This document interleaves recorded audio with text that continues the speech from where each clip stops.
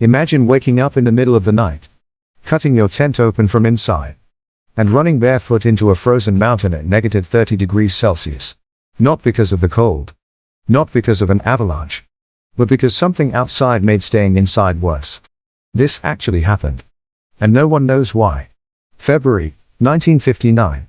9 expert hikers climbed a remote mountain in Russia, a place locals ominously called the Mountain of the Dead.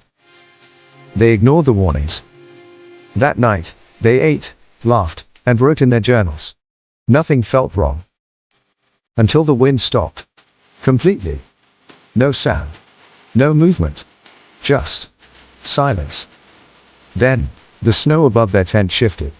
Not sliding or falling, but like something heavy moved across it. Inside the tent, panic exploded. There was no discussion. No planning. Just pure instinct.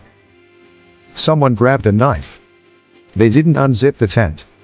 They cut it open from the inside and crawled out into the freezing darkness, barefoot and half-dressed. They ran downhill into the night. Later, investigators would find their footprints. Not chaotic or messy. Just walking. Like they were leaving something behind. One of the hikers was believed to have looked back and saw the slope above their tent changing shape, like something had stood up from under the snow. They reached the nearby forest.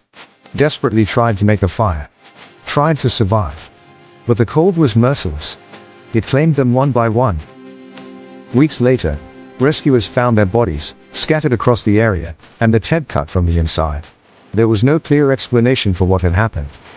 But locals still say that if the wind suddenly stops on that mountain, don't stay. Don't look back. Just run. Because here's the scariest part. Investigators believe whatever made them leave the tent was strong enough to scare 9 trained survival hikers into running into certain death together, at the same time. It raises the question of what kind of dread can overwhelm such experienced individuals. So tell me, if you were inside that tent and heard something moving in the snow above you, would you stay? Or would you run?